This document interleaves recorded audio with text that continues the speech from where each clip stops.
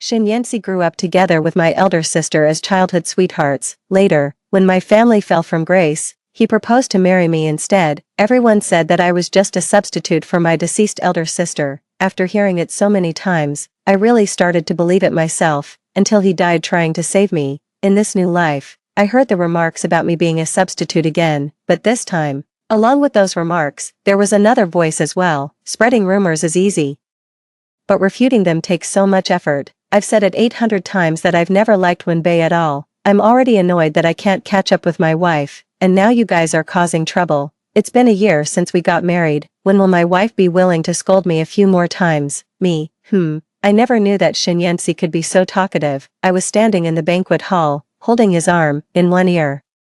There were the idle gossip and whispers from the people around that drifted in from time to time. In the other ear, there was all of Shinyensi's endless muttering. What else do I need to do to clarify this? Every time someone asks me who I really like, I say it's Wen-nan. We're not twins. We don't look alike at all. How could she be a substitute? I wonder which genius came up with this rumor. Have they read too many romance novels? If they have the guts, they should come and say it to my face. Ugh. I'm really fed up. I already felt guilty about taking advantage of the Wen family's misfortune to get Wen-nan to marry me. Normally, I don't even dare to talk to her too much, for fear that she'll be annoyed with me and want to divorce me. But these people are still secretly causing trouble for me. I really want to acquire all of them. I was still immersed in the confusion of suddenly being able to hear Shinyensi's inner thoughts. But when I heard this sentence, I couldn't help it and looked at him in shock. Wait, the reason he's been so cold and distant towards me usually is that he doesn't dare to talk to me too much. I really thought it was because he was afraid that if I talked too much, I wouldn't be like my elder sister anymore. I accidentally stared at him a bit absent-mindedly. Shinyensi's inner muttering suddenly stopped. My wife is looking at me. Isn't she angry? Forget about the acquisition. I might as well just kill them all. He slightly tilted his head and looked at me. He still had that cold and distant expression. Are you tired? If you don't want to stay, we can go back first. I let out an ah and nodded subconsciously. Shinyensi immediately perfunctorily said a few words to the people beside him who were trying to curry favor. Then he made an excuse and took me away. In the car on the way home, Shinyensi was resting with his eyes closed. I propped my head up and looked outside the car. Still feeling that everything was not real, I opened my eyes this morning and found that I had been reborn. I was reborn just 1 year after I married Shinyensi. In my previous life, on the day of our 3rd wedding anniversary, we were framed and set up. Shinyensi took 2 bullets in order to save me. He dragged his injured body and hid me in a crevice, while he went alone to lead away those kidnappers. And not long before that, he had just proposed a divorce to me. Going further back, we hadn't seen each other for almost a year. Shinyensi risked his life, but I still didn't survive either. I was found by the kidnappers and taken to the side of Shinyensi's body. In the end, I died with him. When I just woke up this morning, I thought I had just had a very long dream. However, the pain of being on the verge of death was still imprinted in my soul. It made it impossible for me to deceive myself no matter what, so I could only accept this fact that I had been reborn. I spent a whole day digesting the news of my rebirth, and in the evening, I was shocked by Shinyensi's inner thoughts again. Thinking of the words I heard at the banquet just now, I couldn't help but turn my gaze to Shinyensi. I remember that in the first 2 years of our marriage in my previous life, our relationship was actually not bad, although we weren't particularly close. We also weren't as incompatible as the outside world rumored, to put it bluntly. Just as Shinyensi said in his inner thoughts, he rarely talked to me, but he would quietly do some things for me behind the scenes. But at that time, I had heard too many rumors about being a substitute, so in my heart, I defaulted that everything he did was to make up for the regrets of Wenbei. When my family had an accident back then, I was the only one who survived. It was Shinyensi who helped me when I was at my most helpless, so I decided to repay him, no matter what he wanted. I once tried to imitate Wenbei's words and deeds and deliberately learned her dressing style. Shinyensi noticed and seriously stopped me. He said, I don't like Wenbei, just be Wen-nan. So I stopped imitating Wenbei and just showed a kind of docile obedience towards Shinyensi. But the more docile and obedient I was, the more obscure and difficult to discern his gaze became when he looked at me. Later, he appeared in front of me less and less often, until I didn't see him for a year. And finally he proposed a divorce to me. People really see things very differently from different perspectives. In my previous life, I always thought that he had come to his senses, got tired of me, and decided to stay away from me because he knew that I could never become Wenbei after all. But now it seems that things are not so simple, and those robbers, I must solve them as early as possible in this life. For a moment, all kinds of messy information filled my mind. Before I could figure anything out, Shinyansi's inner thoughts forcefully interrupted again. Why has Nan been staring at me? Is there something on my face? I should have listened to the styling team and made myself look more refined tonight. What if I'm so ugly that I scare her? No, I'd better hide. Next time, I'll definitely not be too lazy and will take the trouble to do my styling properly. As soon as his words fell, I watched as he turned his head to the other side. If I couldn't hear his inner thoughts, I would definitely think that he was disgusted with me. I was both angry and amused. I originally didn't want to pay attention to him, but by chance, I glanced and saw that he was rubbing his fingers. I suddenly remembered that in my previous life, after he stuffed me into the crevice to hide, he quickly bent down and kissed me. I was so tired and scared at that time that I was slow to respond to his comforting kiss for a long time. However, because of our position, I happened to be able to see his hand in front of him, which seemed to be rubbing his fingers unconsciously. This seemed to be a little gesture he would do when he was nervous. Thinking of the way he forced a smile at me with blood all over his body in my previous life, my heart suddenly softened. I don't know why, but the thought of ignoring him that I originally had just couldn't hold up anymore. I sighed resignedly in my heart. After a little thought, I suddenly said, Shinyansi, look at me. Shinyansi's body visibly stiffened for a moment. He slowly turned his head, and his delicate face was full of coldness and stiffness that kept people at a distance. But now when I look at him, I always feel that there seems to be an imperceptible tension hidden under his expressionless face. His mental activities also confirmed my feeling. My goodness, did Nan just order me? I haven't heard her speak to me in this tone since we were in university. I really want to cry. What should I do? Will Nan believe me if I say that the wind got into my eyes? No, why did she suddenly call me like this? Isn't she thinking of doing something stupid? Or is she going to divorce me? When Shinyansi thought of the last part, I clearly saw his pupils contract. I couldn't help but chuckle. I really didn't expect that Shinyansi had so many thoughts in his heart. It was really unexpected. And it was as if I was just starting to get to know him again. Shinyansi didn't say anything and just kept looking at me quietly. I ignored those noisy and anxious thoughts in his heart, followed my memories, and slowly said word by word, Shinyansi, what's the point of you paying to keep a styling team? I casually found an excuse and started trying to regain the feeling of being with Nan.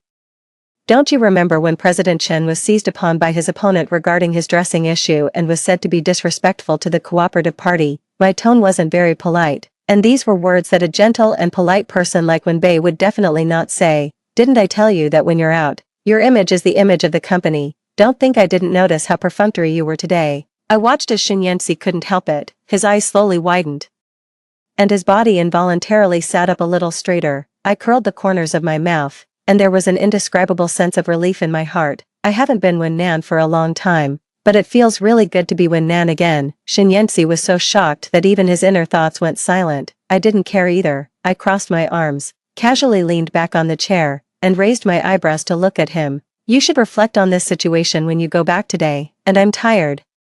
You'd better take good care of me tonight. I saw that Shinyansi's expression had completely turned into a daze. He was looking at me as if he had been stunned. Just then, the driver drove the car to the doorstep. I opened the car door. Before getting out, I suddenly turned around and squinted my eyes at him with a smile. If you don't take good care of me, I'll beat you to death tomorrow. After saying that, I turned around and got out of the car without hesitation.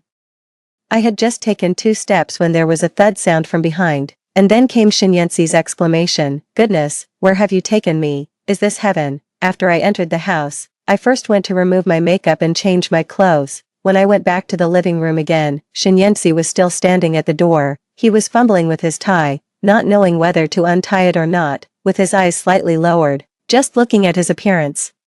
It seemed as if he was pondering some big business deal worth billions. He had a kind of serious and mature charm. If you just looked at his appearance, what's wrong with Nan today? What does she want me to do? It doesn't matter if she beats me to death. But it's been more than a year since the Wen family's accident, and this is the first time I've seen her so relaxed like today. If I spoil her mood because of me, I might as well just end my own life. No, even if I die, I have to find the source of that substitute rumor and die with him. I stood in the middle of the living room, listening to Shinyansi's inner thoughts with great interest. It was interesting, but I was also afraid that if he kept thinking like this, he would really end his own life with the tie. So after listening for a while, I still walked over. What's wrong? is the tie sticky? You've been trying to untie it for 20 minutes. I deliberately lightened my steps. And Shinyensi was indeed so scared that his whole body stiffened. He almost reflexively tore off the tie.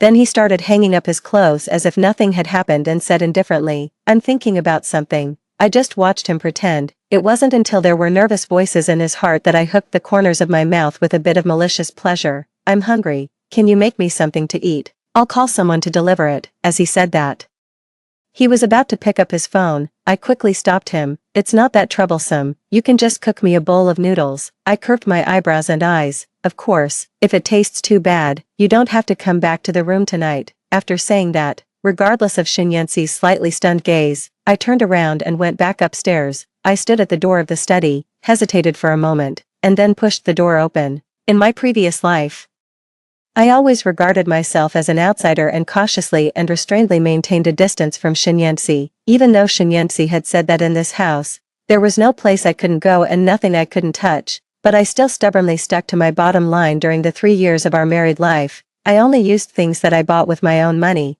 and I didn't enter any room on the second floor except the bedroom, especially a place with strong privacy like the study. I wouldn't even take an extra look at it. There was only one time when I entered his study, and then I saw. After a little thought, I took out a pink diary from a pile of thick reference books. According to my memory, this was Wenbei's diary. In my previous life, I firmly believed in that substitute rumor because I accidentally saw this diary, a man keeping the diary of another deceased woman. It's really hard not to associate it with feelings, but now I think things might not be so simple.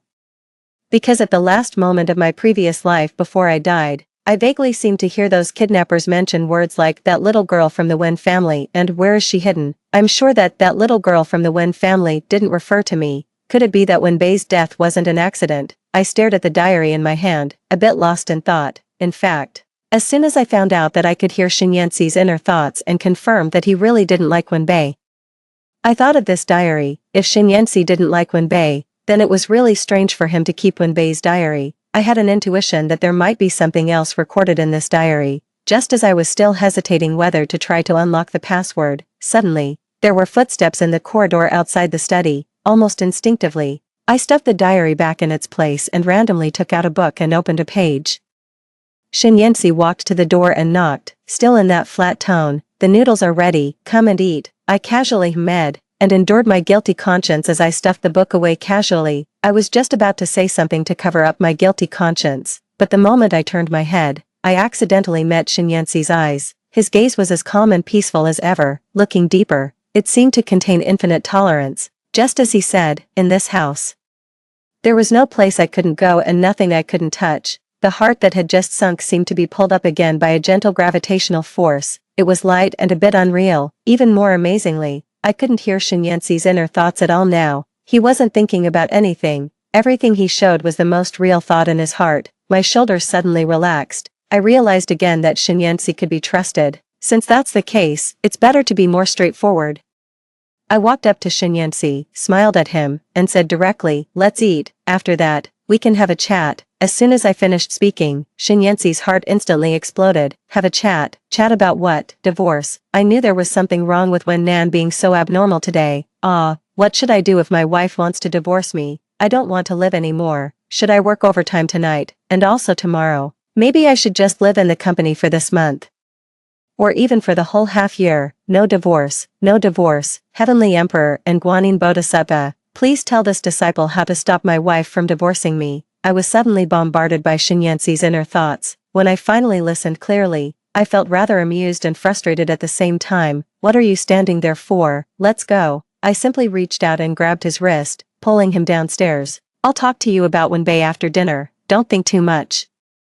The moment I grabbed his wrist, Shinyensi's inner thoughts abruptly stopped. After that, he showed an unusual docility throughout the whole process. When I mentioned Wenbei, he just softly responded with an The noodles cooked by Shinyensi unexpectedly tasted quite good. I didn't hold back and gave him a lot of praise. I praised him so much that while he was washing the dishes, he was thinking about not asking the auntie to come anymore and that he would take care of all the household chores.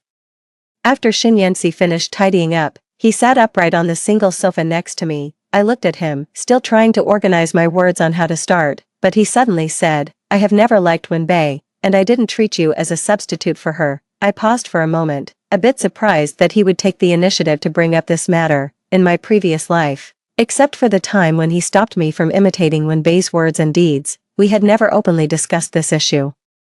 Even during the 3 years of our marriage, the number of our serious conversations could be counted on 2 hands. It was precisely because of this that those people had the opportunity to take advantage of the situation and deceive me out. After a moment of contemplation, I was even more certain that the most pressing matter was to solve the problem of the lack of information communication between Shinyansi and me. Without hesitation, I came straight to the point and said, "There's something I want to apologize to you for." Shinyansi immediately frowned. Nan is apologizing to me. Could it be that she's in some kind of trouble? I just saw Wenbei's diary in your study. I sped up my words to put an end to Shinyansi's inner drama in advance. Sure enough, I saw a flash of shock on his face. I pursed my lips, and in Shinyansi's gradually darkening gaze, I slowly voiced out the question in my heart. "Shinyansi, since you said you've never liked Wenbei, why do you still keep her diary?" The living room became extremely quiet. I slowed down my breathing and focused all my attention on Shinyansi's inner thoughts. Did Nan see that diary? Should I tell her now,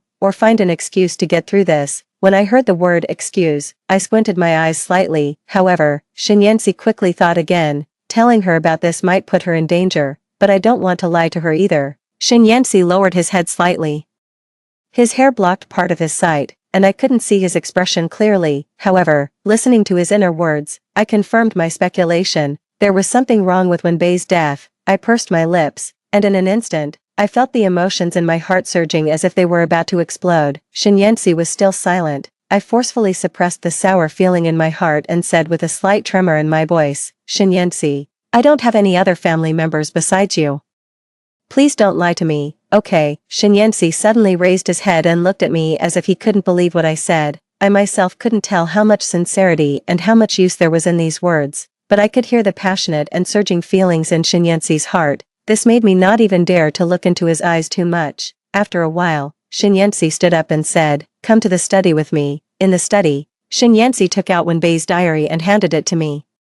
"The password is 1121, you'll understand after reading the content." I followed Shinyansi's words and opened the diary. My hands were shaking when I entered the password. Wenbei's diary was indeed a record of her love affairs. She fell in love with someone in university and then started dating him. However, the name of this person never appeared. I flipped through the pages one by one. The earlier part was just some ordinary feelings about being in love. However, when I read further, I couldn't help but frown. "He seems a bit strange recently. Is he facing some trouble?" I asked him, and he said he was in a bad mood and asked me to go on a trip with him to relax. This is our first trip together, and I'm so looking forward to it. Except for these 2 records with a long interval, there was only a photo of a man's back on the following pages. I looked at the back of the man in the photo and felt a bit familiar, but I couldn't remember who he was for a moment. Other than that, there was nothing else recorded in this diary. I looked at Shinyansi in a daze. Shinyansi pursed his lips, as if organizing his words. "A few months before Wenbei's accident, she attended my birthday party. We hadn't been in touch for a long time before that, but that time, she suddenly started reminiscing with me about a research trip we had in junior high school in City Z."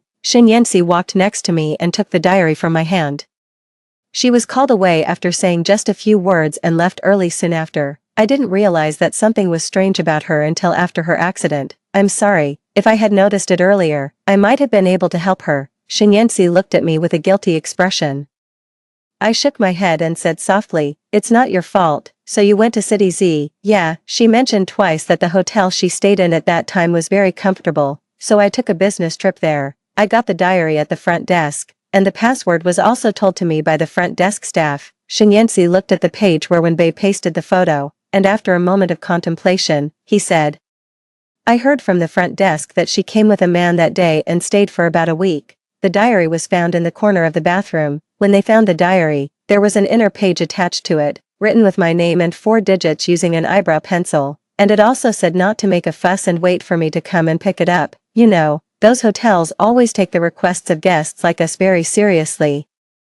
So they kept that diary until I went to inquire and then gave it to me." The more I listened, the tighter my frown became. Wenbei's behavior was really strange. I looked at the man in the photo and pointed at him. "Do you know him?" "Yes, I do. His name is Chu Mulin." I was stunned for a moment, and then I suddenly understood. No wonder he looked familiar to me. this person was quite a famous figure in our circle. He was originally an illegitimate son of the Chu family. Later, he was recognized back into the family, but a few years ago, he suddenly announced that he was breaking away from the Chu family. After that, he started his own business and had been on the rise ever since. Now, he has reached a level where he can completely compete with the Chu family. People privately joke that he is the male protagonist of a contemporary cool story novel. I didn't expect that when Bei's boyfriend was actually him.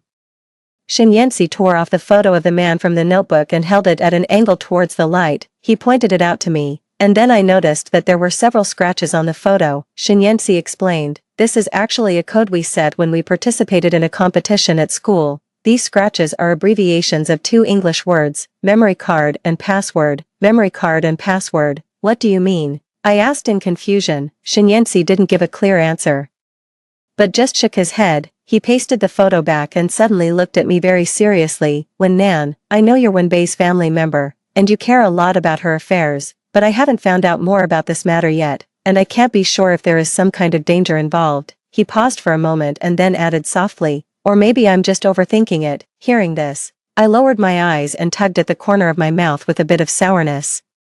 Shin Yanxi wasn't overthinking it. Wen Bei's behavior was indeed very abnormal, and this matter was indeed dangerous. In my previous life, the two of us had already verified this with our lives once. They all wanted to protect me, so they tried their best to keep me from getting involved in this matter, but the fact proved that being kept in the dark couldn't ensure absolute safety. Only by eliminating the danger from this source and taking the initiative into our own hands could we achieve true victory. I roughly integrated all the things I knew from these 2 lifetimes in my heart, then I raised my head and smiled at Shin Yanxi. "Wen Bei must have had no other choice when she came to you at that time. I'm sorry that she dragged you into this dangerous matter even though it had nothing to do with you." Shin Yanxi shook his head. He seemed to have also realized that I wouldn't believe his excuse of overthinking, so he didn't open his mouth to refute, but I clearly heard him thinking in his heart, "In fact, I should thank Wen Bei for choosing to tell me about this matter. If Wen Bei really offended some dangerous person, it's hard to say that Nan wouldn't be implicated. At least now I still have the opportunity to take the initiative and protect Nan." I felt my heart skip a beat uncontrollably. A feeling of being touched and slightly sour instantly filled my entire chest. I tugged at the corner of my mouth and looked at Shin Yanxi, and said firmly, "Shin Yanxi, I don't want to do anything that I'll regret anymore, even if there is danger. I want to know all the truth." I paused for a moment, and then smiled at him. "Besides, I have you, right?" Hearing my words, Shin Yanxi was unexpectedly not as excited as I had imagined. He didn't say or think anything. He just looked at me quietly for a few seconds and finally nodded solemnly. After putting away the diary, he urged me to go back and rest, and then he was about to walk out past me. The moment we passed each other, I instinctively grabbed his arm. Shin Yanxi was taken aback and asked in a low voice, "Is there anything else tonight?" I pursed my lips, my fingers gripping his arm tightened slightly, and I gritted my teeth and said, "Can you sleep with me tonight? I don't want to be alone." Crash. The ornament on Shin Yanxi's desk, which was worth 800,000 yuan, was shattered into pieces. His previously calm inner world was instantly filled with all kinds of incoherent screams. I watched him scurrying around to clean up with amusement. My originally somewhat whiny mood miraculously calmed down. In the evening, for the first time since we got married, Shin Yanxi and I lay on the same bed, but he only occupied a corner of the bed, to the extent that he would fall off the bed if he turned over. Considering that I had already given him enough shocks today, so I decided to let him off for now. I turned my back to Shin Yanxi and tried to fall asleep. However, I kept hearing the sound of his inner muttering from behind. "Am I going to die? Otherwise, why is Nan being so nice to me today? Could there be something wrong with the last medical examination report? My God, this can't be hospice care, can it? No. I have to find a lawyer to consult tomorrow and see how I can leave more things for Nan after I die." At first, I thought about ignoring Shin Yanxi's inner thoughts and leaving him alone. However, he just wouldn't stop, and what he said were all things I didn't want to hear. I endured it again and again until I couldn't stand it anymore. I simply turned over, raised my hands and feet, and slapped them onto Shin Yanxi's body. The world instantly became quiet. I hooked the corner of my mouth in satisfaction and snuggled closer into Shin Yanxi's arms, holding his body that was as stiff as a zombie. I finally gradually felt sleepy and fell asleep. When I woke up the next day, Shin Yanxi had already gone to the company. Since I had nothing to do at home, I simply immersed myself in the study to study Wen Bei's diary. when Bei finally chose to give the diary to Shinyansi. It was very likely that the degree of danger of this matter could only be countered by someone with Shinyansi's status, but based on my understanding of Bei, she wasn't the kind of person who would forcefully impose danger on others. That meant that this matter might be more serious than we thought.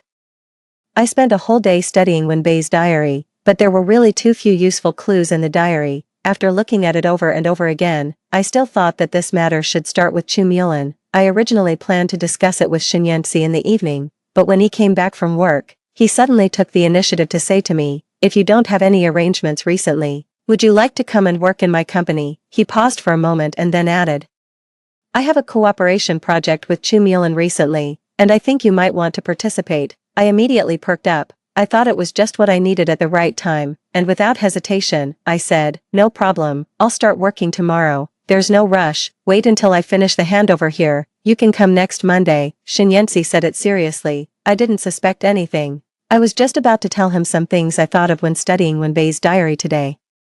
But then I heard him let out a long sigh of relief in his heart and say, "Great, now I can finally be with my wife all day long." Anyway, Nan already knows what she should know. I don't want to live the kind of life where I can't see my wife for at least 8 hours a day. Come to think of it, it shouldn't be a problem to make contact with Chu Mulin within a week, right? Forget it, I'll ask Xiao Zhang to find his phone number for me later. If it doesn't work, I'll just tell Nan that there's something wrong with the project and think of other ways. During this week, I just watched coldly as Shinyansi kept answering calls and working overtime at home. When it was time for me to go to the company and start working as we had agreed, he really managed to establish contact with Chu Mulin. The two of us looked at the project plan in his office and both felt that things were going a bit too smoothly. I'm afraid that Chu Mulin has already sensed something. Not only do we want to find him, but he might also want to find us. Sure enough, the subsequent project promotion was very efficient. As Shinyansi's secretary, I accompanied him to several meetings and finally met Chu Mulin in person. He looked gentle and refined in person. He would put on a smile when talking to anyone, making people feel very friendly. But maybe because of my preconceived notions, I always felt that his smile was very false.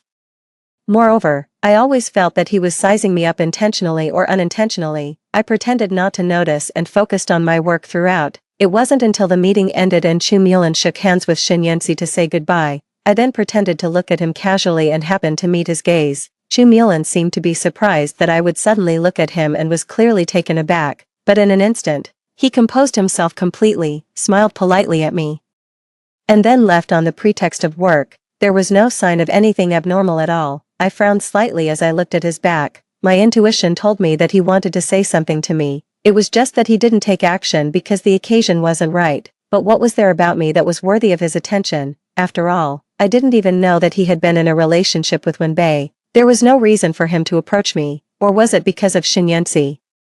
Even though I had lived 2 lifetimes, the clues I had were still too few. My mind was a bit confused, especially when I thought about the ending between Shinyansi and me in my previous life. Just thinking about the way he was covered in blood at the end, lying there with his body cold, made me feel extremely irritable. Subconsciously, I reached out and held Shinyansi's hand beside me. The temperature of his palm was very high, and the heat gradually passed to my hand through the place where our skin touched. Feeling this real warmth, I finally felt my heartbeat gradually calm down, and I finally noticed Shinyansi's noisy inner thoughts beside me again. Why did Nan stare at that Chu Mulin for so long? The guy has been gone for ages, and she's still looking. Even if she suspects him, she shouldn't be so fascinated, right? Could it be that Nan likes the type of Chu Mulin? What's so good about him except that he can smile a bit more than me? Maybe I should find a doctor and see if I can get a smile lip done. I'm here racking my brains and exhausting myself over the enemy in the dark. This love-struck guy is actually thinking about a smile lip. I was so angry that I laughed. I let go of his hand and pinched his arm hard. Shinyansi didn't cry out in pain, but just looked at me blankly. What's wrong? Nothing. I just suddenly feel a bit worried about my future. I looked at him, squinted my eyes, and smiled falsely. Shinyansi, if I die, I won't let you go even if I become a ghost. After going back that day, Shinyansi was well behaved for a while. Mainly, he kept thinking about why I suddenly got angry, and at least he didn't have the time to think about a smile lip anymore. However, through this incident, I suddenly began to realize I can hear Shinyansi's inner thoughts now and know what he's thinking, but Shinyansi doesn't know what I'm thinking. The kidnapping, the rebirth, Bei's diary, I've been focusing all my energy on these things during this period, so much so that I've gotten used to directly listening to Shinyensi's inner thoughts to understand him, completely ignoring the need to take the initiative to deal with this relationship with Shinyensi. Shinyensi is clearly full of unease about our relationship now. But then again, as far as I can remember, I don't seem to have done anything excessive to Shinyensi, right? Why does it seem like he takes it for granted that I'll hate him? I secretly sized up Shinyensi, who had entered his working state. I have to admit that when there are no messy inner thoughts ruining the atmosphere, Shinyensi is indeed a very charming man, coupled with the fact that I now clearly know all the things he has done for me over such a long time.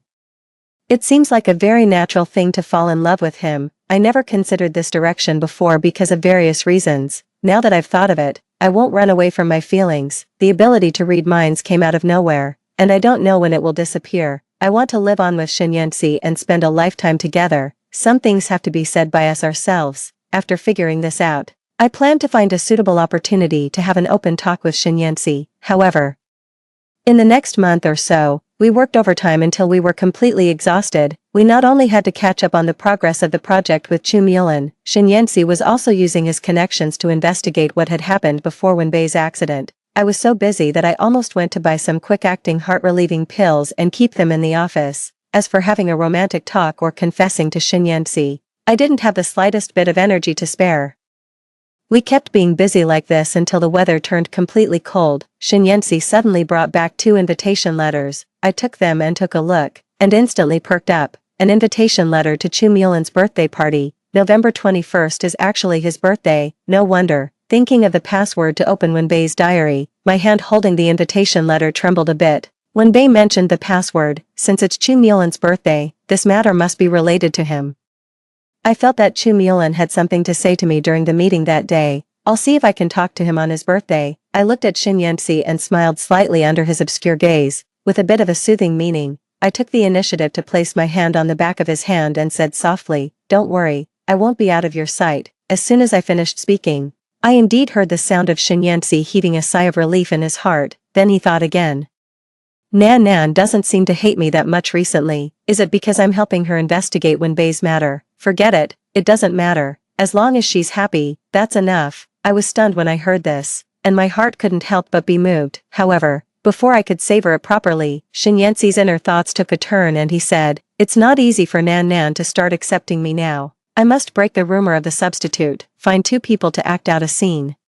Let them come in front of us and mention the matter of the substitute loudly. In this way, I can clarify it logically and also take the opportunity to warn others not to spread rumors randomly. Okay, that's it. Let Xiaozhang contact them in the evening and hire 2 people with good acting skills. Don't let it slip." Me. When it came to Chu Mulin's birthday, I somehow found an excuse to dispel Shinyensi's embarrassing idea. However, although it was an excuse, I did have some other thoughts about the matter of the substitute. On the first day of my rebirth, I heard Shinyensi say in his heart that he had made a clarification, including in my previous life. Shinyensi had denied it to me more than once, but I only misunderstood because I saw the substantial thing like Wenbei's diary. Why did other people firmly believe it? At least, considering the situations in both lifetimes, I think there must be someone fueling the flames behind this. And spreading such a rumor must also have some other purpose. Perhaps it's to drive a wedge between Shinyensi and me. Shinyensi and I discussed and agreed that we would pretend to be on bad terms and act separately when we arrived at the scene. After half of the banquet was over, Chu Mulin finally couldn't hold back and walked towards me. I pretended to know nothing and exchanged a few pleasantries with him. Sure enough, he took the initiative to mention his relationship with Wenbei. I feigned shock. He didn't say more, just pursed his lips extremely restrainedly. I saw his eyes gradually turn a bit red. That kind of restrained and genuine sadness made me almost dispel my suspicion of him in an instant. Before I could react, he had already composed himself and smiled at me. "Let's exchange contact information. If you have any trouble, you can come to me, and I'll help you. I think Wenbei would also want you to be happy, whether in life or in love." After he finished speaking, he seemed to casually glance in the direction of Shinyensi. I followed his gaze. Shinyensi happened to glance in our direction and then indifferently looked away. It was as if he really didn't care about me at all. I withdrew my gaze, didn't say more, and just exchanged a knowing and bitter smile with Chu Mulin. I added his contact information. It wasn't until the end of the banquet that I met up with Shinyensi again. After we met, I noticed that his state was a bit strange. He was absent-minded when I talked to him on the way home. I simply fell silent too. It wasn't until we were near home that I heard him say almost indifferently in his heart, "I'm still too useless." I remained silent, got out of the car first, and left without waiting for him. I washed up, tidied up, and went back to the bedroom. It wasn't until he came to the bedside that I suddenly reached out when he wasn't paying attention and pushed him down on the bed. Shinyensi leaned against the headboard and looked at me in surprise. I pressed his shoulders with both hands and looked at him seriously face to face. Shinyensi finally had some flustered voices in his heart. I listened quietly, and after a while, I slowly said, "Shinyensi, for our plan today, did you not want to do it?" Shinyensi seemed not to have expected me to ask this and didn't respond for a moment. I waited patiently. And it was only after a few seconds that he lowered his eyes and said in a hoarse voice, "Don't worry, I won't ruin the plan." I was so angry that I laughed at him. "Shinyensi, did I accuse you? I was just asking if you didn't want to do it." His expression became even more confused. I heard him say in his heart in an extremely matter-of-fact tone, "It doesn't matter whether I want to or not. After all, Nan wants to do this." It seemed that he really hadn't considered himself at all. Whether he was happy or willing didn't matter. As long as this plan was something I wanted to complete, he would definitely do his best to help me. I knew his thoughts very well. I was touched and also very happy, but this wasn't okay. If Shinyensi kept suppressing himself and ignoring his emotions like this, his state would definitely have problems after a long time. I took a deep breath gently. I felt that besides these emotions in my heart, there was also a faint, uncontrollable restlessness. I looked directly into his eyes and intensified the tone. "Shinyensi, I'm asking you again, didn't you want to do it?" He opened his mouth slightly, avoiding my gaze. "It doesn't matter to me. It doesn't matter my ass." I really felt like I was hitting a piece of cotton with a punch. I was so angry that I didn't know what to say. I let go of his shoulders, stretched out my finger, and pointed at the position of his heart. I was both angry and amused as I said, "Shinyensi, it was you who helped me pay off the huge debt after my family's accident, and it was also you who somehow wanted to marry me. I know all the big and small things you've done for me in the past 2 years. I'm not a fool. All your actions clearly show that you like me. Why is it so difficult for you to say this from your mouth?" Shinyensi slowly widened his eyes and looked at me in disbelief. I had thought for so long about the right opportunity and the right words. But I didn't expect that in a fit of excitement, I just blurted out these words. Many things become easier once they have a beginning. Regardless of Shinyensi's expression, I continued to point at his heart and said, "Shinyensi, if you want me to accept you, you have to let me know what you're thinking. I don't have the ability to read minds. How can I understand if you don't say anything? Or is it that I've been flattering myself from the beginning to the end? Do you actually plan to become a monk after you turn 30, and being nice to me now is just about doing good deeds and accumulating virtue?" "I don't. No, it's you don't." He instinctively denied me anxiously. However, he stopped halfway through his words. I didn't let him go and continued to ask, "I don't have what? You don't?" His expression gradually showed a painful entanglement. I felt his chest heaving more and more. After a long time, he said word by word with difficulty, "You're not flattering yourself." After saying this, he seemed to deflate like a punctured balloon, and his body instantly slumped down. I saw him avoid my gaze. I heard a voice in his heart that was almost desolate and said flatly, Nan has seen it. She'll probably hate me even more." "Right, hate, why?" I was so surprised by Shinyensi's inner thoughts that I accidentally blurted out the words, but Shinyensi didn't seem to hear me. I simply patted him and directly asked my question. "By the way, Shinyensi, you seem to have always thought that I hate you. Why do you think so?" He came back to his senses and frowned slightly. "Didn't you hate me before? Since your sophomore year of high school, you suddenly cut off all private contact with me. You didn't pay much attention to me when we met usually, and your attitude towards me became very cold. You should have hated me, right? Moreover, after the accident in your family this time, I took advantage of the situation and forced you to marry me." "Wait a moment, you mean high school?" I never expected that the source of this matter could be traced back so long ago. I thought about it carefully and explained absurdly. "Back in my sophomore year of high school, I thought you were going to get married in an arranged marriage with Wenbei. How could I still maintain private contact with my sister's fiancé?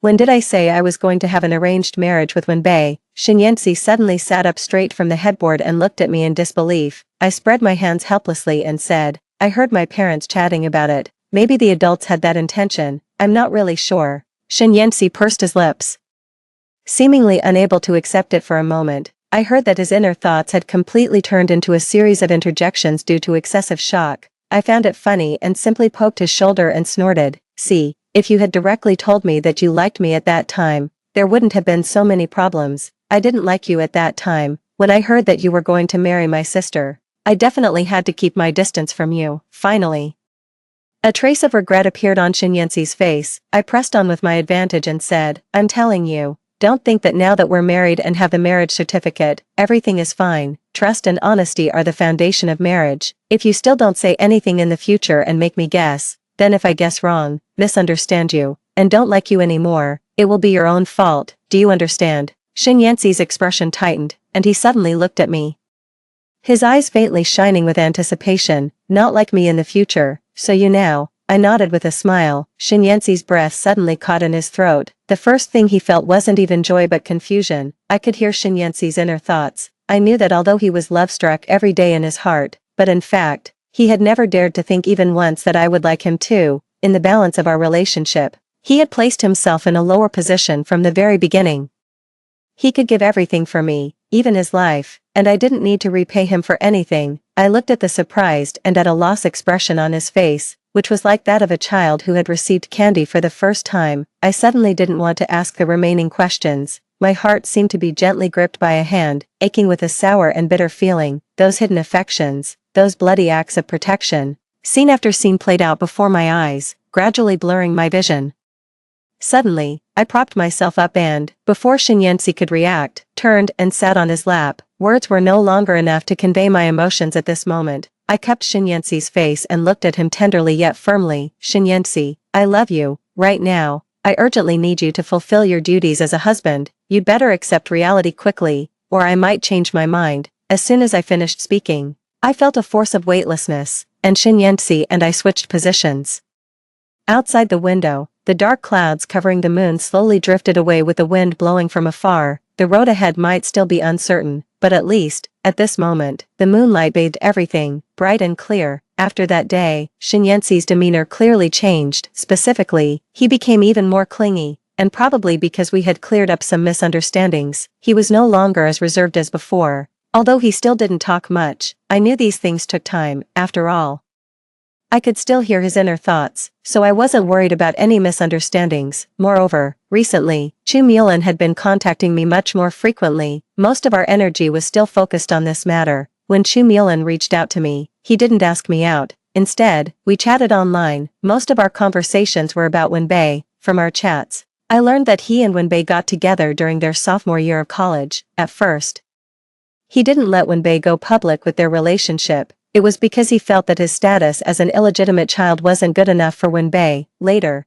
after he left the Chu family and succeeded in starting his own business, he proposed to Wenbei, but he never expected that Wenbei would be in a car accident. I was skeptical of his words but still pretended to be sad to cooperate with him. I also noticed that although his hints were subtle when chatting with me, he was indeed insinuating that Shinyensi had always liked Wenbei. He said that Shinyensi used to always hover around Wenbei and did many affectionate things for her. When Shinyensi saw this chat record, he mentally cursed Chu Mulan's ancestors. Slander, it's all slander. I didn't have frequent private contacts with Wenbei at all. I soothed him amusedly while continuing to play along with Chu Mulan.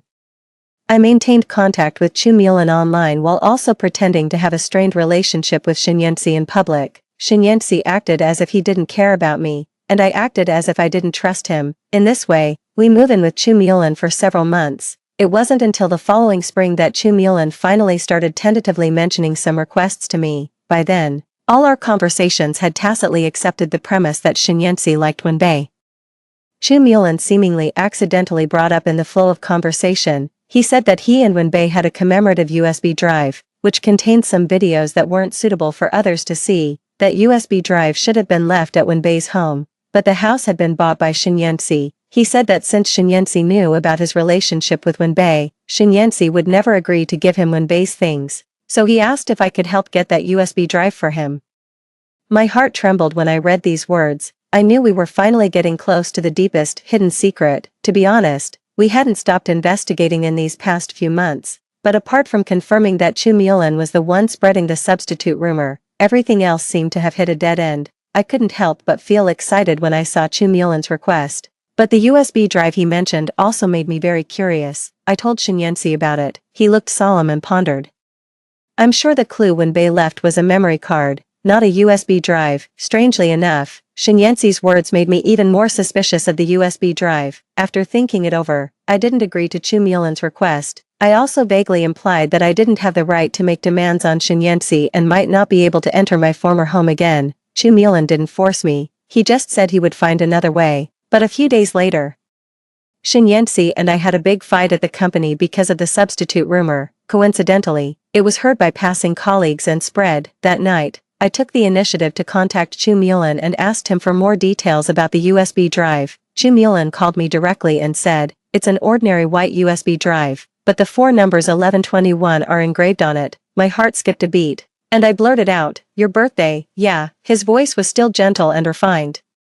"But it's also the day we first met. I saw her in the school auditorium and fell in love at first sight. I'll never forget that day. Actually, we went back there once before when Bei's accident. It was our 6th anniversary. We recorded some things and saved them on this USB drive. This USB drive really holds many memories for me. It means a lot to me. When Nan, I can only count on you for this. Please help me." Not until the call ended did I feel like my heart was about to jump out of my throat. I suddenly had a bold guess. When Shinyensi came back, I pulled him into the study and took out Wenbei's diary, pointing at the 2 clues when Bei left. I told Shinyensi about my phone call with Chu Mulan. Shinyensi immediately understood and said, "You think Wenbei hid the memory card in our university auditorium?" "It's possible." I didn't want to be too certain. After a moment of thought, Shinyensi said he would send someone to look for it. I nodded and brought up another concern. "This USB drive, I have a feeling it's real. Should I go back home?" I looked at Shinyensi, seeking his advice, but Shinyensi looked at me seriously. I heard him think, Nan will be sad if she goes back to the Wen family now, but what should I do? I can't stop her from going home forever. I didn't expect that would be Shinyensi's first reaction. To be honest, I hadn't even thought about it. My heart felt like it had been submerged in a huge swimming pool filled with marshmallows.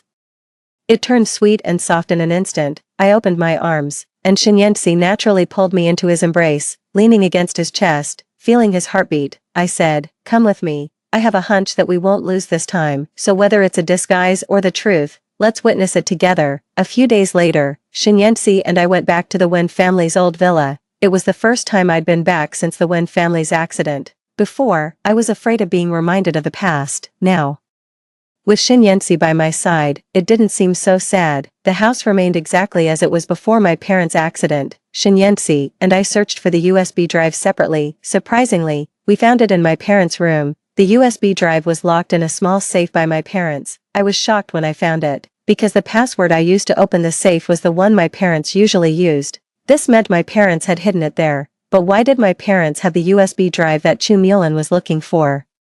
Could it be that what Wenbei was investigating was also related to my parents? My mind went completely blank. I instinctively looked at Shinyensi, only to find him unexpectedly calm, without a trace of surprise. It was as if he had known all along. I calmed down and tried to listen to his inner thoughts, but his mind was unusually quiet. Shinyensi frowned slightly, his eyes fixed on the USB drive. As if contemplating something, I called his name, and he seemed to gradually come back to his senses. Shinyensi turned to look at me but didn't come close as he usually did. Unexpectedly, he said, Nan, I just found out something recently. I think I know what business Chu Mulan is really doing." My heart trembled, and I whispered, "What is it?" "Human trafficking." Shinyensi emphasized each word. My eyes widened in shock. "Human trafficking? Are you sure?" Shinyensi nodded. "I'm afraid that's what Wenbei was trying to expose. And maybe your parents knew about it too." I understood every word Shinyensi said, but when they came together as a sentence, I couldn't make sense of it. Shinyensi's voice turned cold. "Chu Mulan is involved in human trafficking in Southeast Asia. I used some connections to investigate, although I haven't got conclusive evidence yet. I'm pretty sure." I stared at the USB drive in front of me, forcing myself to calm down and think about what Shinyensi said. Shinyensi continued, "About 2 years ago, one of Chu Mulan's shipping routes along the southeast coast was reported. At the same time, his entire funding chain along the southeast coast was completely cut off. He managed to cover his tracks, but he suffered heavy losses and was almost caught." Shinyensi looked up at me, his gaze unreadable. I covered my mouth with my hand, feeling my breathing grow heavy. Shinyensi said word by word, "It was your parents who did it." When my suspicion was confirmed, I couldn't catch my breath and started coughing violently. Shinyensi rushed over immediately to pat my back and help me catch my breath. I waved my hand. I coughed so hard that my stomach started churning, and I barely managed to stop. When I opened my mouth, my voice was hoarse beyond recognition. I cleared my throat and then said with difficulty and confusion, "My parents, yeah, I don't know the details, but I'm certain it was your parents who did it back then." Shinyensi handed me a glass of water. He had always hired people to maintain this house. Looking at the familiar and tidy room, I felt as if my parents had just gone out and would come back laughing and chatting any moment. I opened my mouth, wanting to say something but not knowing where to start. I even began to wonder if this so-called rebirth was just a hallucination before my death. I felt as if my soul had left my body and floated into the air. I was lost, not knowing which way to go. When Nan, listen to me. I have to send her away. Chu Mulan will never let her go. Two voices rang in my ears simultaneously, like a bomb. It jolted my wandering soul back into my body. I reacted a beat too late. In that short moment, I heard Shinyensi say gently but firmly, "I bought you a plane ticket to Countryer tonight. I've arranged for someone to pick you up there. I will definitely get to the bottom of this. I'll find out what really happened to Wenbei and your parents. I won't let Chu Mulan go. You've helped me investigate him enough." The more I listened, the more I wanted to shut him up. Shinyensi must have planned all this in advance, which was why he had been standing a few steps away from me. Before I could actually cover his mouth, I shouted sharply, "Shinyensi, shut up." Shinyensi ignored me. He even smiled at me, his handsome face full of undisguised love. Nan, be good. After what your family did, Chu Mulan will never spare you. Go to Countryer tonight. There's an old friend of my grandfather there, and no one will dare to touch you. Just wait for me. I'll take care of everything you're worried about, and then I'll come and get you. Looking at Shinyensi's determined expression, I knew there was no changing his mind. Even if I refused, he would probably force me to leave the country. Suddenly, I understood why Shinyensi distanced himself from me and later wanted a divorce during the last year of our previous life. He must have found out about all this back then. In our previous life, I hadn't had direct contact with Chu Mulan, and my relationship with Shinyensi was cold and strained, so Shinyensi didn't insist on sending me abroad. Our relationship was different in this life. But it seemed Shinyensi hadn't changed at all. He still wanted me to live while he was willing to risk his life. I knew very well. I went over every detail of my relationship with Shinyensi from our previous life to this life in my mind. Instead of responding to what Shinyensi said, after a long pause, I suddenly asked, "Shinyensi, I've heard many people say that the Shin family's rise wasn't through ordinary means. They say that all of you in the Shin family are cold-blooded, ruthless, and willing to do anything to achieve your goals, with no genuine feelings for anyone. I've never asked you before, why do you like me so much?" After I finished speaking, I casually pulled a chair and sat down. Although Shinyensi and I had confessed our feelings to each other, it seemed I had overlooked something. Now that we knew we loved each other and had cleared up the misunderstandings, there was no reason for Shinyensi to still see himself as the inferior one in our relationship. There must be something I didn't know. I was prepared for a long, drawn-out discussion with Shinyensi. However, to my surprise, after a moment of silence, Shinyensi said, "I'm not good at expressing things like this." "I know, take your time," I replied softly but firmly. Shinyensi had been better at expressing his emotions in front of me recently. Although I didn't know why something as simple as expressing feelings was so difficult for him, I wasn't in a hurry. I was willing to wait.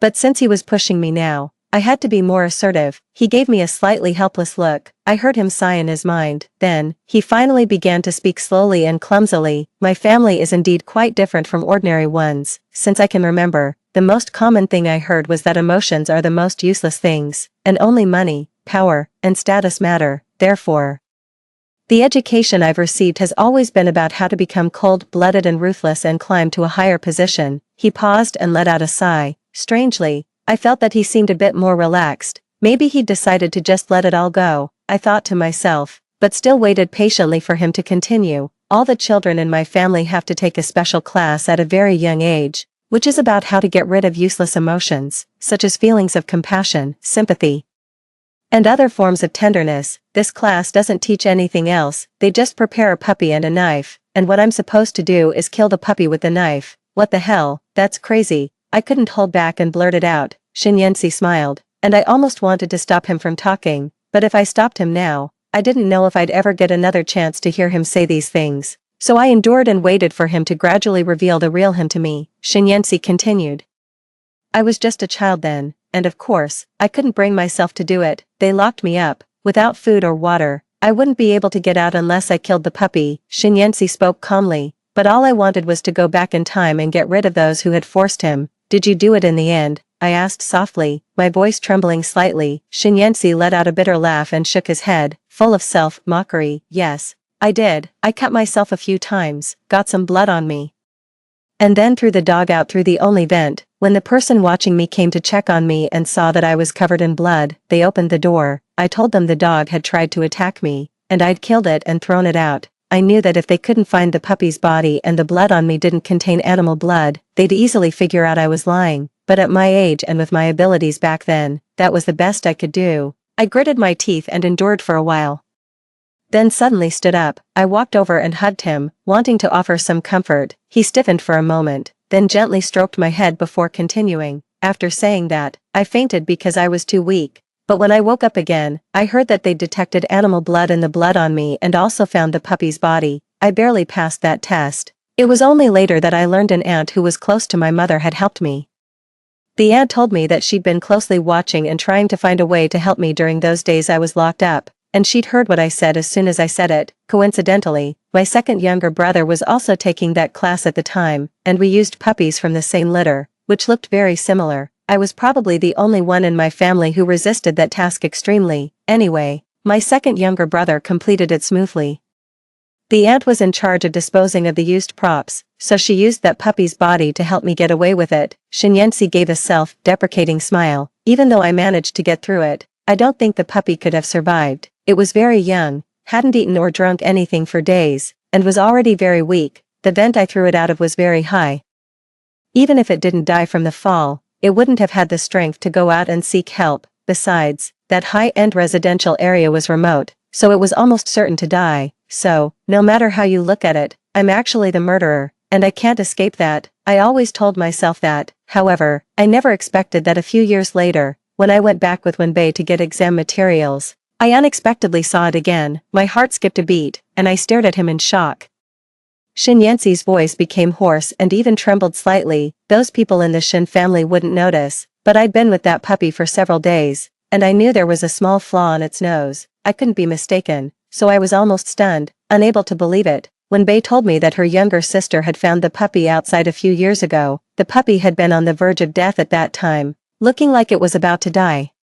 But her younger sister didn't want to give up and took it to the hospital, and surprisingly, it was saved. Then their family adopted the puppy. I suddenly pushed Shinyensi away, my mouth wide open in disbelief. You mean Chocho? I did save a dying puppy in the neighborhood when I was a child. The puppy had a broken hind leg and always limped even after it was cured. I never thought it was. Shinyensi curved his lips, looking at me deeply, and nodded solemnly. His eyes were slightly red, and his voice was full of restraint. He said, Nan, you probably can't imagine how I felt at that moment. In a place like the Shin family, emotions are worthless. There's no family affection, no trust, you can't be weak, and you can't show any vulnerability, or you'll die. Most of my older brothers and sisters died in infighting for power and profit, even though I didn't want to accept that way of life. After all these years, I was almost ready to give in, but at that moment, you made me realize that my resistance had been meaningful. Nan, do you know, at that moment, I felt like I was saved. He smiled happily, but I couldn't hold back anymore. With tears streaming down my face, I kissed him. I finally understood why he had been suppressing his feelings, why simple expressions were so difficult for him, and I also finally understood why he had gone to such lengths, even though he knew that investigating Chu Mulan's affairs would be extremely dangerous. He still didn't hesitate. It wasn't just for me. Perhaps in his heart, there had always been that pure kindness and respect for life that the child within him had originally possessed. I pushed him away, crying so hard that I could barely breathe. He gently kissed the tears off my face and whispered in my ear tenderly, Nan, the reason I'm standing here today is that you saved me. But I also know very well that my feelings for you are no longer just gratitude, no matter from which perspective. I should help you and have every reason to protect your safety. He pressed his forehead against mine and said softly, Nan, I don't want to feel powerless again. I leaned against Shinyensi, and it took a long time for my emotions to calm down. In Shinyensi's mind, he probably still felt that he owed me a debt of gratitude, even though saving that puppy was just a random act on my part. But he had taken it upon himself to repay that debt, gratitude, and love.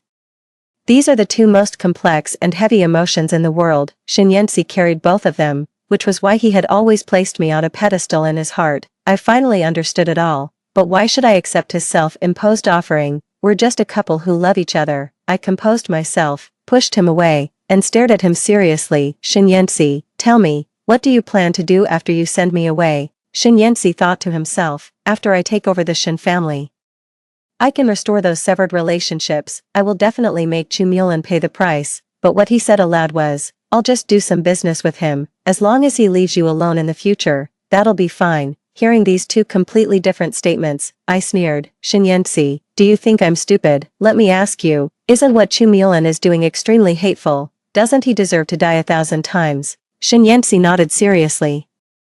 I was so angry with him that I didn't know what to say. I simply slapped him on the head, then call the police. Wenbei might not have been able to report it, but you surely can. What he's done is enough to get him executed 1,000 times over. Shinyensi rarely looked so stunned when it came to serious matters. I heard him think. But even if we catch him and sentence him to death, it's too easy for him. I gritted my teeth, looking at him with a sense of frustration.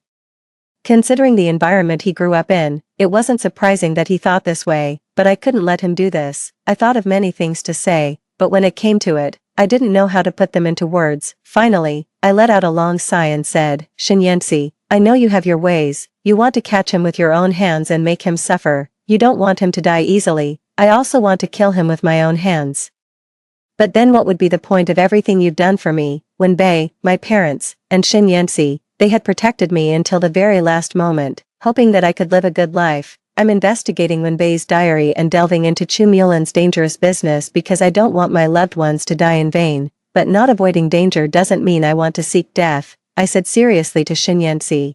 I don't know what you're thinking. Are you planning to die with Chumulin? But from the beginning to the end, I've only wanted us to live together. Of course, if there's no other choice and we end up dying, that's just how it is. But I will never look down on my life, and I will never seek revenge at the cost of my life. So, Shinyensi, don't sacrifice your life to repay a debt of gratitude, and don't sacrifice your life to protect me. We will find the truth, stop him, and make him pay the price. Suddenly, I relaxed, tilted my head at him, and smiled. Shinyensi, after this is all over, come with me to see Wenbei and my parents. Let's tell them everything has been resolved and put their minds at ease. Then we can also tell them about our marriage. We've come this far, the evidence and the truth are all just one step away. We need to make him pay the price and also ensure that we can be together in the future. To achieve this, there's only one way, isn't there? I saw Shinyensi's eyes flicker, and his expression gradually relaxed. I leaned in and kissed him, then buried my head in his shoulder, feeling the warmth of his body. Finally, I said, Shinyensi, let's make a choice that benefits both of us. I finally managed to persuade Shinyensi. We hadn't called the police before because we weren't sure whether Wenbei's and my parents' deaths were accidents. Not to mention Wenbei's ambiguous diary, but now that we had some evidence of Chumulin's crimes, calling the police was indeed the best option. With the Shin family's influence, Chumulin wouldn't be able to stop us. We quickly began to take action. However, I never expected that Chumulin would also act in advance. In my previous life, I was tricked into going out, so in this life, I naturally thought Chumulin would find an excuse to invite me out, but unexpectedly, I was knocked out directly while I was out. When I woke up, I found myself chained up in a room. This place was quite familiar to me. It was the same place I was taken to when I was kidnapped in my previous life. Unlike last time, there was someone in front of me this time. Chumulin was still wearing a well-tailored white shirt. He was sitting at the table with his head resting on his hand, smiling gently at me. The moment our eyes met, I heard him say in a warm and friendly voice, "You're awake." I sat up almost instinctively, my nerves instantly on edge. Chumulin smiled and shook his head. "Don't be nervous. I just invited you here to ask you something." Invited? I shook the chains on my body and said sarcastically. Chumulin didn't seem to care. He took out a USB drive and played with it casually. The moment I saw the USB drive clearly, I was stunned. I'd actually just gone out to throw out the trash. And before that, I'd just finished watching the contents of the USB drive left by Wenbei. The content was unexpected. I didn't quite understand it, so I'd been deep in thought and didn't realize I'd brought the USB drive with me. I fell silent, but Chumulin seemed to misunderstand. He walked up to me with the USB drive, bent slightly, and looked down at me. There was still a gentle smile on his face, but his voice was icy cold. I've already seen the contents of the USB drive. This USB drive is fake, isn't it?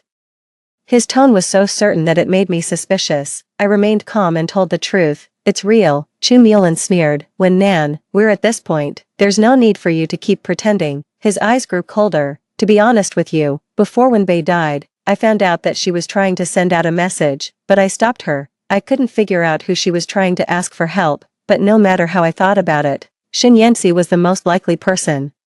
So I've been keeping an eye on him for the past 2 years. When you two suddenly reached out to me, I immediately suspected that you knew something. Sure enough, after just a little probing, you actually went to the Wen family's house and found the USB drive. Not only that, but Xin Yanxi even found out about my business. There's no point in you pretending to know nothing now, is there? I didn't show any reaction on the surface to what he said, but I was secretly shocked. It seemed that our hasty approach had confirmed for him that Wenbei had given the evidence to Xin Yanxi. No wonder when we approached him, it felt like he also wanted to find us. Even the address of the Wen family's house was probably his guess or test. Unexpectedly, he'd guessed right. We'd been too careless. I felt a bit regretful. After pursing my lips and remaining silent for a while, I slowly said, so, was this USB drive what Wenbei was trying to pass on at that time? Chu Mulan nodded generously. Yes, but I discovered it before she could send it out that time. She was quite smart, though. She had a backup plan and didn't carry the USB drive with her. I actually used some methods to get out of her what was on it later, but she stubbornly refused to say where she had hidden it. I wasted my sincere invitation for her to make money with us before. I even took her to our core base and showed her our punishment scene. Turns out she pretended to join us, but secretly collected evidence to stab me in the back. She was really hateful. Hearing his words, I suddenly widened my eyes and exclaimed in a voice that lost its usual pitch, what methods did you use? What did you do to her? Chu Mulan remained unmoved and even smiled at me. Don't be so fierce, you're sisters. Wenbei was much gentler than you. As he spoke, he walked towards the table. Of course, I used some methods to make her talk. You should already know what business I'm in, right? He walked back to the table and sat down, playing with the USB drive casually as he said indifferently, our business mainly involves exporting overseas. Coincidentally, your family's shipping business in the southern and southeastern coastal areas is doing very well, and Wenbei was, without a doubt, the successor of your family's company. Of course, if you were the successor, I would have chased you back then. After saying that, he smiled at me. I felt a physical sense of nausea. He continued. You know, our business dealing with people is different from dealing with cats and dogs. Animals are obedient, but human consciousness is too strong, so they're not easy to manage. For those who try to run away, we don't directly get rid of them when we catch them. We bring them back to the base and call everyone else to witness the fate of those who try to escape. The fear in people's hearts is much more effective than iron chains. After seeing others being tortured to death, they don't dare to have the idea of running away. Of course, since I wanted Wenbei to join us, I naturally had to let her know about these things, which is why I took her to see the punishment scene, but I never expected that she would do such a thing even knowing our methods. She was really stupid. I was so angry that I couldn't speak for a moment and could only stare at him fiercely. Chu Mulan put away that false smile, and his expression immediately turned cold and ruthless. After Wenbei agreed to join us, I had someone keep an eye on her 24 hours a day. I really didn't expect that, even in such a situation, she could still find the opportunity to collect evidence. By the way, can you tell me how Wenbei managed to get in touch with Xin Yanxi? She was clearly stopped by me when she tried to send the message, but Xin Yanxi still found out. I really can't figure it out. I snorted disdainfully. If you can't figure it out, it just shows that you're stupid. You scumbag. Sure enough, Wenbei didn't not want to call the police. She couldn't. Say whatever you want. In the end, you've all lost to me, haven't you? Chu Mulan casually threw the USB drive into the trash can, wiped his hands, and said indifferently, since the USB drive you have is fake, the real one must be with Xin Yanxi. He should be here soon. The three of us can finally have a good talk face to face. My heart skipped a beat, and my first reaction was to worry if Xin Yanxi was following our plan. I was kidnapped so suddenly this time that I was really worried he would act impulsively out of anxiety. After all, in his heart, my life is more important than anything else. I was very uneasy, but there was nothing else I could do now. I could only force myself to suppress it and stared coldly at Chu Mulan. I still had some doubts that I couldn't figure out. I asked, how can you be so sure that the USB drive in my hand is definitely fake? I'm not a fool. He looked at me with a bit of surprise in his eyes. The USB drive contains the records of my relationship with Wenbei. Why would she pass on something that no one cares about? She even sacrificed her life for it. He paused and then said through gritted teeth, however. I guess your parents found out something from Wenbei. They really loved their daughter. In the year after Wenbei died, they kept investigating our legitimate business. Several of our major funding chains were cut off by your parents. They were almost about to trace it back to me, so I had to deal with them quickly. I was stunned for a moment and then roared, you killed my parents. He shrugged indifferently. Of course, I also killed Wenbei. I couldn't possibly keep the lives of those who tried to send me to prison, could I? He said it so lightly, as if he hadn't killed people but some chickens and ducks for dinner. I was so angry that I gasped for breath and struggled to rush towards him, but the iron chains held me back. No wonder I wanted to take a leave of absence from school and go back to accompany my parents for a while after Wenbei died, but they acted unusually and firmly insisted that I must go back to complete my studies. Their excuse at that time was that the Wen family could only be handed over to me in the future, and I should study hard, so they already knew at that time. I felt that I had to use a great deal of effort to breathe, but I still couldn't catch my breath because of the pain. He suddenly said again, come to think of it, Shinyensi didn't seem to care much about this matter before, but recently, he started investigating Wenbei's affairs on a large scale. I'm afraid it's all for you.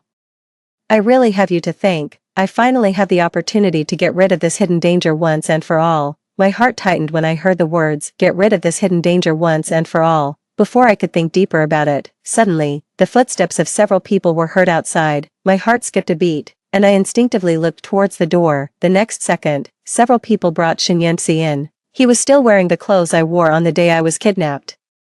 But he looked relatively neat. However, my first reaction was not joy. He actually came here alone, just like in the previous life. He didn't even bring a bodyguard. I immediately panicked, but now I couldn't ask anything, nor could I show my panic. My heart was still filled with grief and indignation because of what Chu Mulan had just said, but the situation was not optimistic, so I could only force myself to suppress these emotions. I kept staring closely at Shinyensi after he came in. He looked at me the first moment, and then he walked directly in front of Chu Mulan. The people who came in with him didn't leave but surrounded him. I couldn't see the situation inside clearly, but I could hear the voices. Shinyensi said coldly, I prepared the thing you want, and I didn't bring anyone else. Let Wen Nan go. Chu Mulan sneered, now that you're here, do you really think you can leave? Although it's understandable that you're worried and act recklessly, Shinyensi. I didn't expect you to be so irrational. I told you to come alone, and you really came alone. Since you both know my secret, you're not leaving today. Shinyensi didn't respond to him. I really wanted to know what Shinyensi's situation was now. It was just that I couldn't hear anything useful from his inner thoughts. Shinyensi usually had a lot of thoughts in his mind and talked a lot. But once he really entered a highly concentrated state, he had no distracting thoughts at all.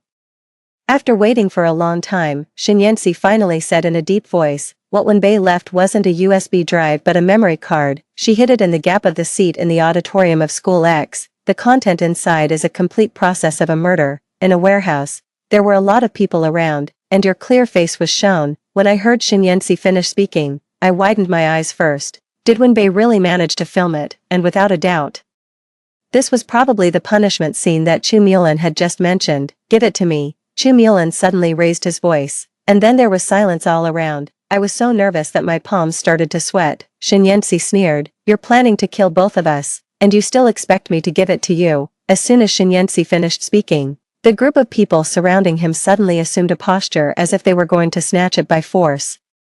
But Shinyensi's voice didn't waver at all. I prepared the thing, but I didn't say I brought it with me. Let Wen Nan leave, and I'll stay, as long as she's safe and sound. I promised to give you the thing. Chu Mulan flatly refused. Impossible. Since I dared to tell her everything, I have no intention of letting her leave. You can go, and she stays. I can also get that shipping route that your Shin family has always wanted. The Wen family has caused me so much trouble. If you hadn't married her the first moment after the Wen family's accident, do you think I would have let her live until today? Shinyensi remained unmoved. If my people don't see Wen Nan leave safely before dawn, they will hand this thing over to the police. If you don't believe it, you can kill us right now. Chu Mulan's voice was ice cold. Shinyensi, don't underestimate me. I also have people outside. Even if I really kill you too, your people may not have the ability to hand over the thing, then you can give it a try. Shinyensi even let out a light laugh, which was the strong confidence brought by his absolute certainty. It's difficult to bring you down, but I can still manage to bring the entire Shin family down with you and die together with you. Let's see if, after all your painstaking efforts to climb to this position, you're willing to risk your life and bet with me." As soon as Shin Yanxi finished speaking, I heard Chu Mulan curse viciously. Sure enough, when Chu Mulan told me everything so readily just now, he had no intention of letting me live. It seemed that Wen Bei and my parents had caused him a lot of trouble. He probably hated our Wen family to the core. It's just that he probably didn't expect, even though he had been monitoring Wen Bei so closely, Wen Bei could still obtain such evidence that left him with no room to refute. He probably originally planned to get the evidence from us and then directly deal with us, but now he had to consider one more thing. However, after listening to Shin Yanxi's words and combining all the things that had happened during this period, I suddenly understood everything. The truth made me couldn't help laughing. In an instant, everyone's eyes were suddenly turned towards me.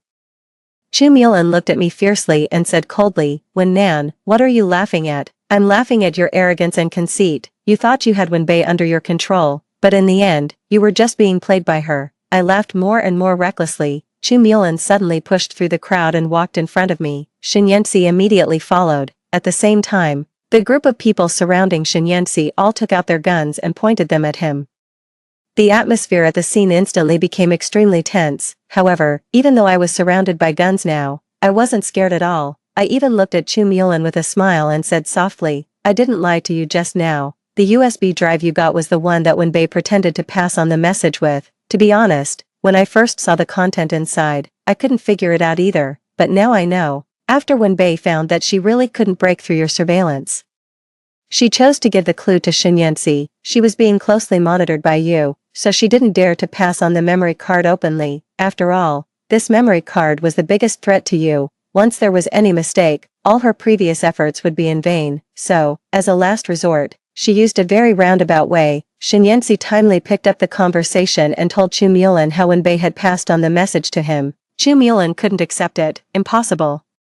I only took her to the base for the first time in City Z. She had no chance to record the video at all. Moreover, how could she have prepared to pass on the message with the diary so early? "Are you two playing me?" I sneered. "That's why I said you were completely played by Wen Bei. After she was forced to join you, she knew that it would be impossible for her to get away easily, so she prepared a basket in advance. If she couldn't expose you herself, she would throw the evidence into the basket, and this diary is the basket." Chu Mulan was completely stunned. He still didn't believe it. "What you said is just a conclusion. From the time she left the diary until her death, almost a year passed. There were too many possibilities of accidents during this period. It was simply impossible to achieve." I rolled my eyes without hesitation. "That's why I said you're stupid. After Wen Bei was threatened by you to join, she should have been closely monitored by you immediately. At that time, she judged that your power was very strong, and among the people she knew, the only one who could compete with you was Shin Yanxi. But with her character, she wouldn't simply involve Shin Yanxi in such a dangerous matter.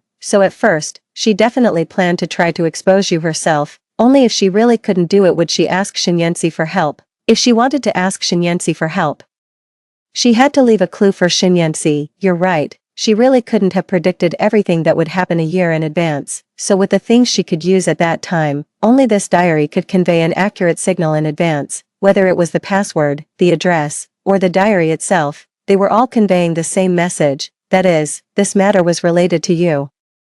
And the reason she finally chose to put the memory card in the place where you first met was just to match the clue she left for Shin Yanxi. Chu Mulan's eyes became more and more fierce, and they even began to turn red faintly. She even made the worst-case scenario. The code she left could only be understood by Shin Yanxi. In this way, even if you found this diary in advance, it wouldn't be easy for you to find the memory card. However, the way Wen Bei passed on the message was indeed too obscure. Even we investigated for a long time and even took the risk to get close to you. I paused for a moment, then gave Chu Mulan a malicious smile. Come to think of it, I should thank you. If you hadn't told me the date and place where you first met, we might have had to wait until the school auditorium was renovated to find the memory card. In fact, if I hadn't been reborn this time, we would never have known what Wen Bei really meant until we died. Wen Bei's plan was full of uncertainties and elements of luck, and it was full of loopholes. However, the more I thought about it, the sadder I felt. Wen Bei's situation must have been extremely difficult at that time. She was being monitored and forced to do things she didn't want to do. She held the hopes of those abducted people in her hands,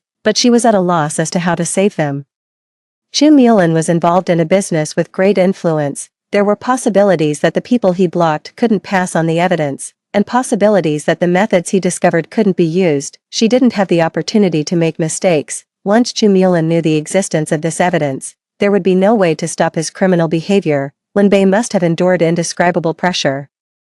Perhaps choosing such an extreme way in the end was also because she really wanted to be free. As for this USB drive, I'm afraid she deliberately let you find it. The purpose was to completely divert your attention. For this, she even risked her own life. I spoke again, and my whole demeanor became completely cold. Chu Mulin, you're too conceited. You took advantage of Wenbei's feelings and thought you had her completely under your control. However, you never expected that it was this relationship you despised that exposed everything about you and finally sent you to hell. After I finished speaking, Chu Mulin roared out of control. What he thought was having everything under control was just an illusion of being toyed with by others. Wenbei had been dead for 2 years, and he had been played for 2 years. He thought he was acting with me and tricking me into finding the USB drive for him. But he didn't know that the real evidence was also delivered to us by his own actions. This realization must be more painful than killing him. The more he couldn't accept the reality, the more satisfied I felt. Shen Yanxi had quietly walked to my side. Before we could have any communication, Chu Mulin suddenly laughed twice and said harshly, "Forget it, Wenbei is already dead. I don't need to argue with her. Neither of you is leaving today. I don't want the memory card anymore. But I'll take your lives." As soon as he finished speaking, he suddenly took out a gun and pulled the trigger at me. He was so fast that I didn't even have time to react. However, the next second, Shen Yanxi suddenly threw himself on me. I was stunned for a moment and shouted Shen Yanxi's name in a voice that lost its usual pitch. Suddenly, a neat and orderly sound of footsteps came from outside the room. I smelled the smell of blood coming from Shen Yanxi, and it gradually overlapped with the memories of my previous life. Those emotions that I had forcibly suppressed before couldn't be controlled anymore and surged out all at once. I seemed to be able to do nothing but shout Shen Yanxi's name.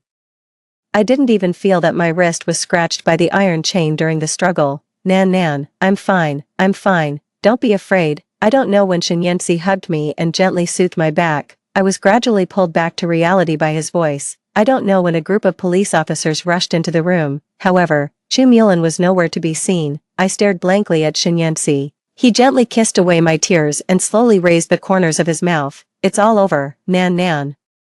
I didn't forget what you said. We wanted to win without any worries, and this time we did it. It took me a long time to react. It turned out that Shen Yanxi's actions this time were all in cooperation with the police." I let out a long sigh of relief and completely relaxed. Then I fainted unceremoniously. Everything was finally over. When I woke up again, I was in the hospital. Shen Yanxi was shot in the leg by Chu Mulin's final attack, and his hospital bed was next to mine.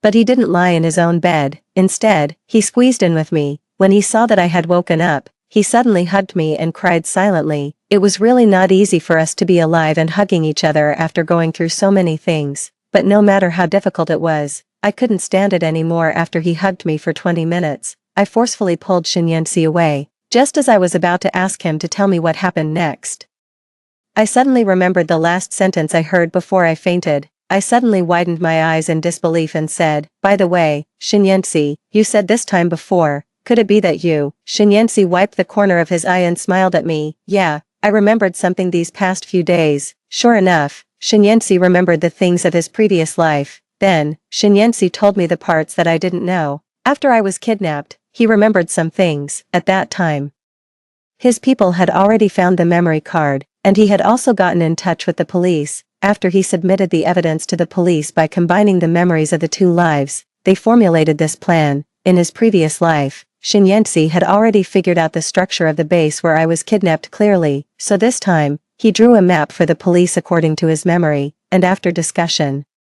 it was decided that he would come first to delay the time and divert Chu Mulin's attention. Shen Yanxi had the latest communication and recording devices provided by the police on him. In order not to alert the enemy, he really went to meet Chu Mulin alone, and the police monitored the situation here in real time outside. At the same time, another group of police officers started searching for evidence in the base according to the map provided by Shen Yanxi. They made sure not to give Chu Mulin any chance to take advantage of loopholes and turn this situation around this time. After we found the USB drive, Chu Mulin might have been in a hurry or overconfident. He didn't bring many people to the base that day. and they were quickly subdued by the police. The moment Chu Mulan saw the police, he ran away from the other side, but in the end, he only reached the exit and was captured by the police who had already set up an inescapable net.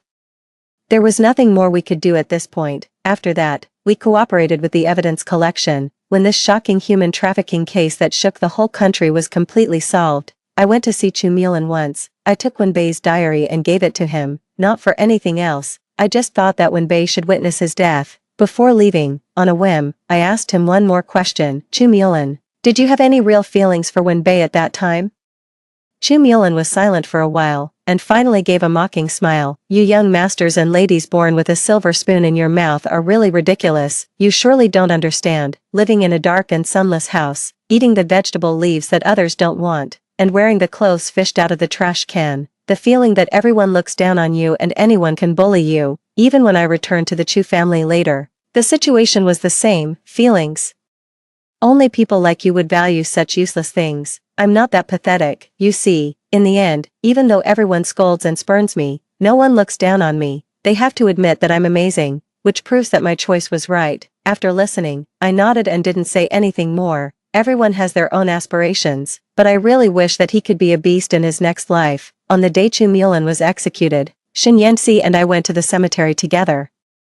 The police later told us, Chu Mulan's business sold young girls. They focused on quality rather than quantity, and the number of people transported at one time wasn't large. These girls would first receive unified training in various reception or flattering skills after being sent abroad, then they would be sold to their regular business partners, and those girls were either orphans or people who were not valued in their families. Some people disappeared without anyone knowing. Some people were ignored by their families after receiving some money. In the end, very few people actually reported the cases, which was why Chu Mulan had been operating until now. There was only one girl. She was born in a family that favored sons over daughters and had depended on her elder sister since childhood. She was sold to Chu Mulan after being deceived by her boyfriend, and her parents ignored her after receiving a sum of money. But her elder sister didn't accept it and finally found a way to get into this place, and the video left by Wenbei was actually taken by this elder sister. This was learned from the mouths of the surviving girls, but they couldn't clearly say what exactly happened at that time. The girl who gave the memory card to Wenbei said that among those abducted girls, there had always been a rumor, that is, no matter who wanted to escape, they should take this memory card with them. Over the years, this memory card had passed through the hands of many girls. They all knew that if they were caught while trying to escape, they wouldn't be killed immediately. They still had the opportunity to meet other people and could pass this evidence on. As long as there was one person who didn't give up, one day they could save everyone. That day, this memory card was given to Wenbei, and thus, the prelude to all the subsequent events was opened. I told the whole story to Wenbei, my parents.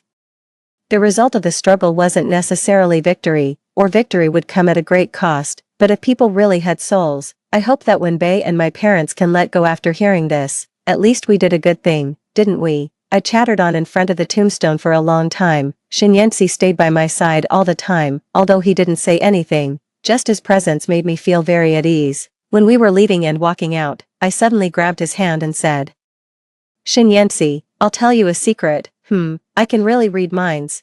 I turned to him and winked slyly, then slowly said, for example, I know that you were just thinking of asking Xiao Zhan to prepare a press conference to officially clarify the so-called substitute rumor. Shen Yanxi's pupils dilated slightly. He blurted out, how do you know? I hummed triumphantly. I told you I can read minds. Shen Yanxi didn't say anything. I continued. We both know that Chu Mulan fanned the flames of that substitute rumor. Now that he's dead, the rumor is long gone. Let's just deal with it coldly. It will be dispelled naturally after a long time. I could hear Shen Yanxi's muttering in my ear. Chongjia, be good and listen. I'll let you do whatever you want tonight. Okay, Shen Yanxi, stop muttering in your heart. If you have the guts, say it out loud. Okay, me. The moment we walked out of the cemetery, a group of butterflies flew past me. They flew around the cemetery in a group, then they all flew towards the clear blue sky together, charging towards a new life.